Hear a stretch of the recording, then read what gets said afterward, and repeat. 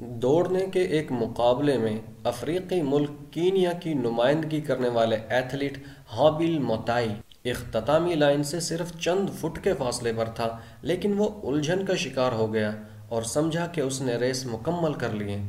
اس کے پیچھے آنے والے ہسپانوی کھلاڑی کو اندازہ ہو گیا کہ کیا ہوا ہے۔ اس نے چلا کر متائی کو دوڑ مکمل کرنے کا کہا، لیکن متائی ہسپانوی زبان نہ سمجھا، تو ہسپانوی کھلاڑی ایون نے اسے فتح یابی کی لکیر کی طرف دھکیل دیا اور یوں متائی دوڑ کا مقابلہ جیت گیا۔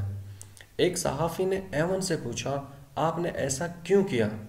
ایون نے جواب دیا، میرا خواب یہ ہے کہ کسی دن ہم سب انسان مشترکہ معاشی زندگی گزار سکیں۔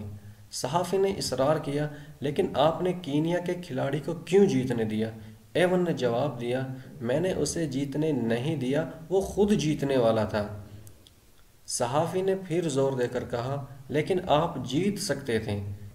ایون نے صحافی کی طرف دیکھا اور جواب دیا، لیکن میری ایسی جیت کا اخلاقی طور پر کیا جواز اور مقام ہوتا؟ اگر میں اس طرح تمغہ حاصل کر لیتا تو کیا وہ اعزاز ہوتا؟ اور میری ماں میری اس حرکت کے بارے میں کیا سوچتی؟ میں اپنی ماں کو شرمسار نہیں کر سکتا۔ دوستو، اخلاقی اقدار نسل در نسل منتقل ہوتی ہیں۔ کیا ہم اپنے بچوں کی کردار سازی کر رہے ہیں؟ ہم اپنے بچوں کو کون سی اقدار کی تعلیم دے رہے ہیں؟ اپنے بچوں کی اپنے کردار اور عمل سے تربیت کیجیے، انہیں وقت دیجیے، ورنہ جو بھی انسان انہیں وقت دے گا وہ انہیں اپنے مطابق ڈھال لے گا۔